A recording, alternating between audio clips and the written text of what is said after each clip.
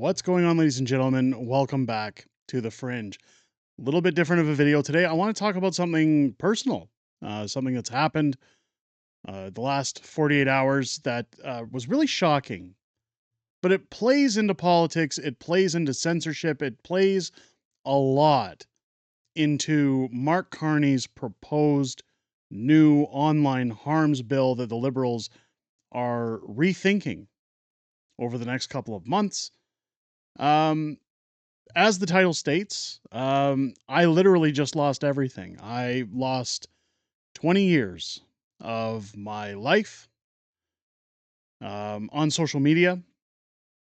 I woke up the other day to find out that my Facebook account, which I've had since 2006, um, I try my best. I don't post a lot on Facebook because censorship was already rampant on Facebook.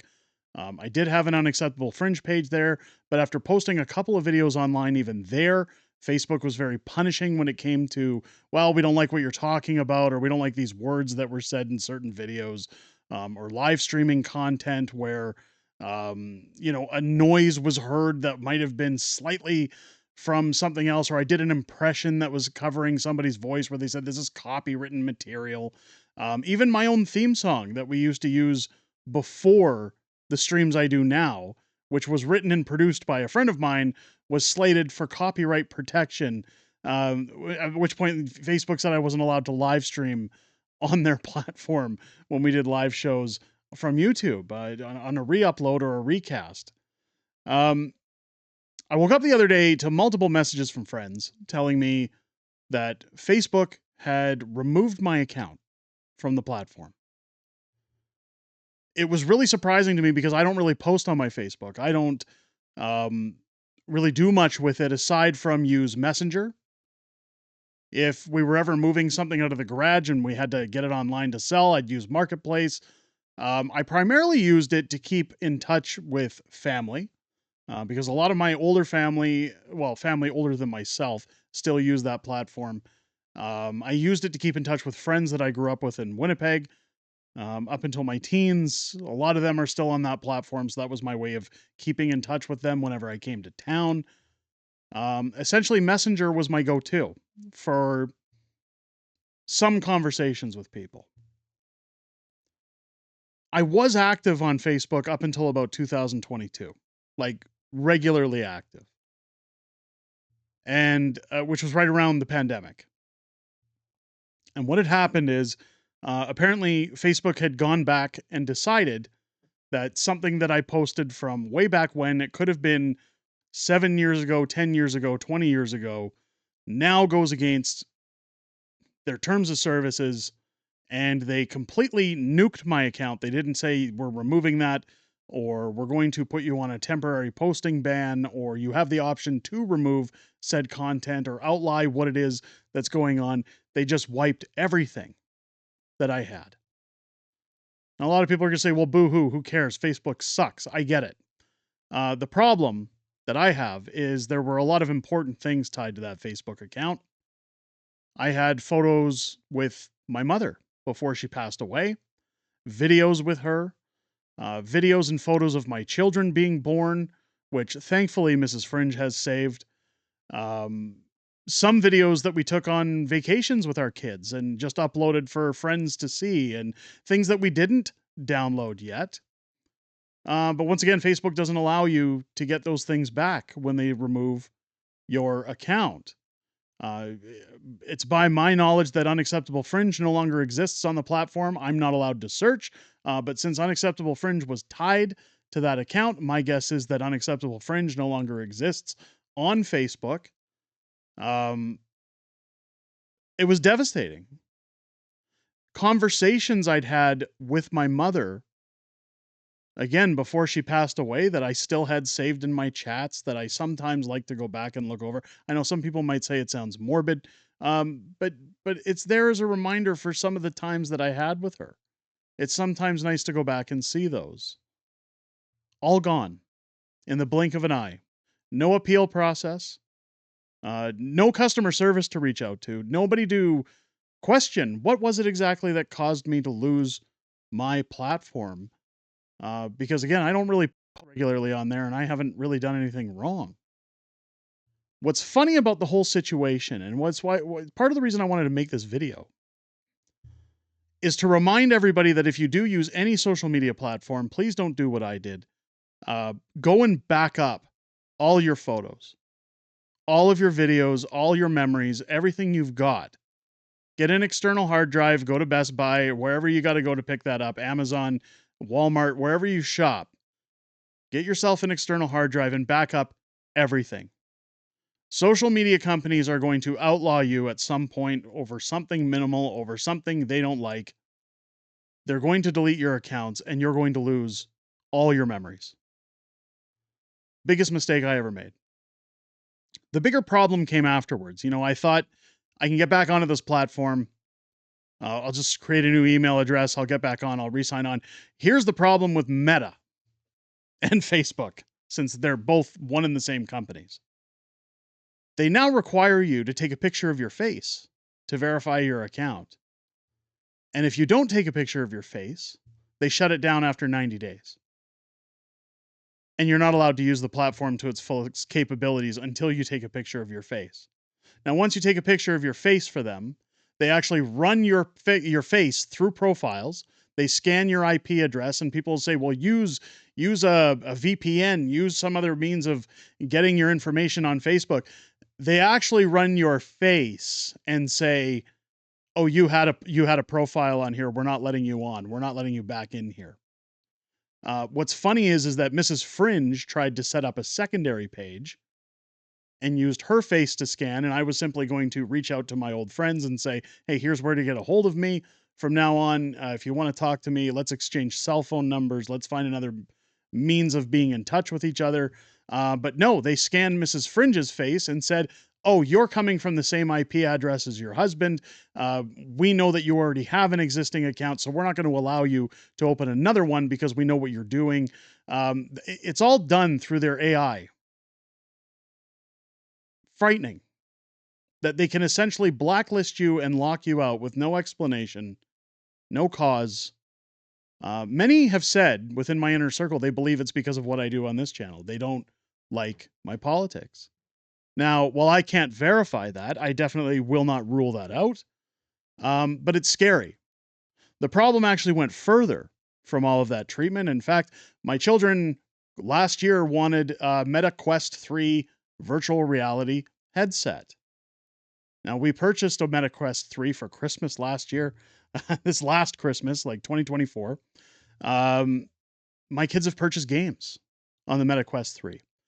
Because it's Meta, surprise, surprise, you have to have a Facebook account to use the Meta Quest 3. Well, today I was given an email saying, Dear Mr. Smith, you now have 90 days to address your account before you lose access to all of the software you've purchased, all of the content you've purchased. And that if you don't have a Facebook account, we're not allowed to transfer the ownership of your games to another account. But if you don't find, now they do have some loopholes, some methods that they say can move your content and secure it, that you no longer need to have a Facebook account, but because it's tied to the account that was blocked or banned, we could potentially in 90 days lose hundreds of dollars worth of software that we've purchased. And this is the problem with these things these days, that when you look at Amazon, when you look at Prime TV, YouTube, where you can buy movies, rent movies, download movies, any kind of digital services, you never actually own them. Now, the Meta Quest 3 is not like a video game console where you can buy physical media and load it onto the said product. You have to purchase those products digitally. This is how they lock you in. This is how they get you. And this also goes into the politics end of things, where now we're talking about an online harms bill, and I won't spend too much time going over it. I've already racked up almost 10 minutes talking about my personal issues. But Sean Fraser stating just last week, liberals are taking a fresh look at the online harms bill over the summer. Now, the Online Harms Act is being extended to platforms like YouTube to shut down channels like This, channels like Moose on the Loose, Mark Nixon, uh, Northern Perspective, any of these guys who put out content. Great channels, by the way. All great guys. I've got good rapport with a lot of different guys who cover politics on this platform. All wonderful people. PJ the Belt, I ran into him a couple days ago. Great people I can't recommend enough.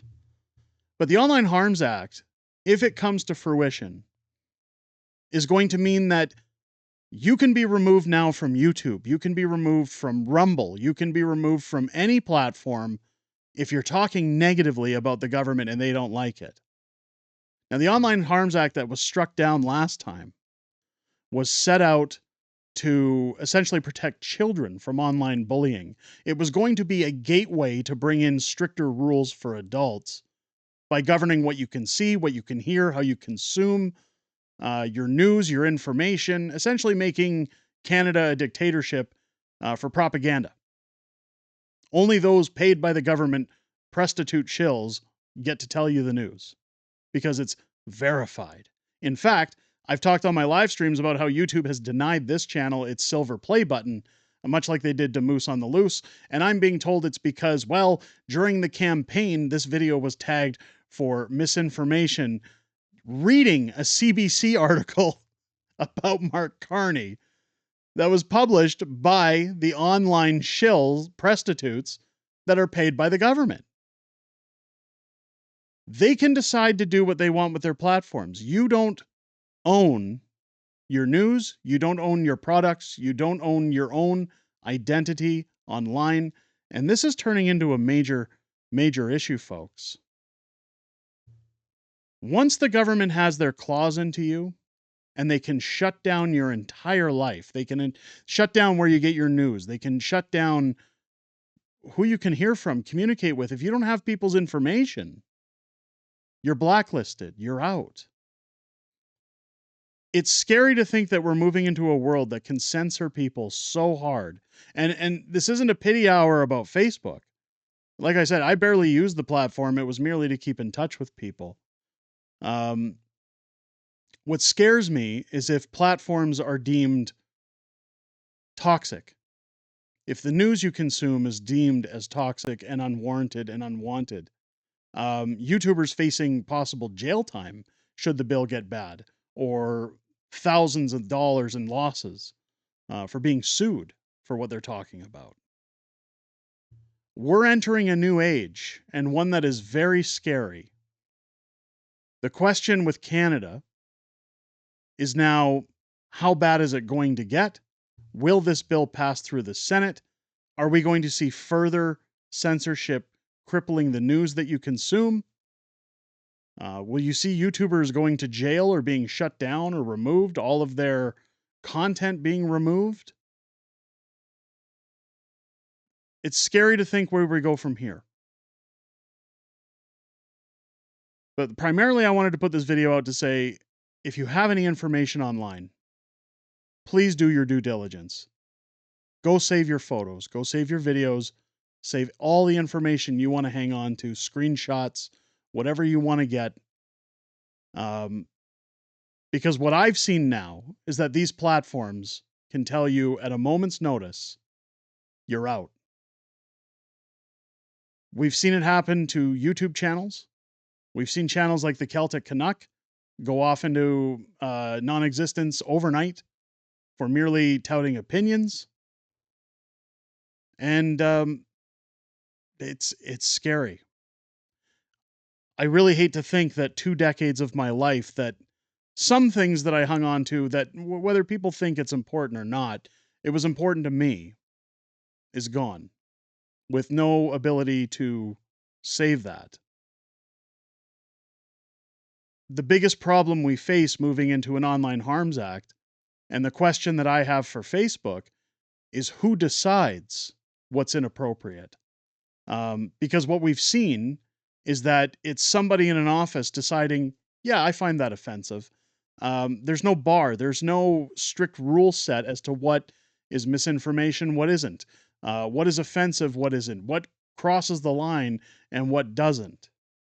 I've seen content far worse that anything posted on this channel exist on these platforms, whether it be Facebook, Instagram, YouTube, Rumble, violent content, explicit essay content, unaliving content, you name it. I've seen it all over.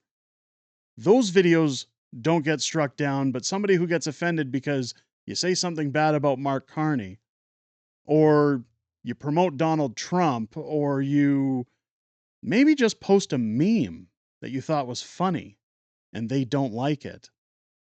They can take everything away from you, and there is no real bar to say good or bad, pass or fail. If emotion is going to run censorship as we move forward, this country's in deep trouble. Let me know what you guys think down below. Are you on Facebook? Do you use Facebook? If you do, my advice, get out now. Not just because of what's happened to me.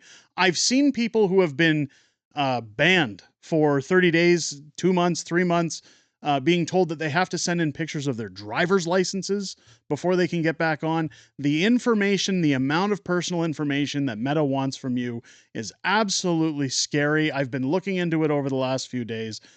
My advice, if you're on that platform, don't use it anymore. I think what has to happen is these multi-billionaires like Zuckerberg need to start feeling the pinch that not just Canadians, but people around the world aren't happy with the way they run these platforms. They are not gods on a pedestal.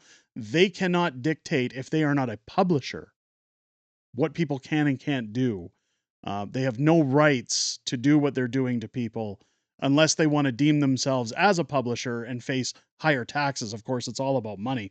But let me know your thoughts down below in the comments. What do you think about the government's online harms bill? Do you think that it's going to come to fruition this time? Again, it's been shot down before, excuse me, but with the numbers in the House of Commons after the last election, do you believe the Senate will be poised to put it through?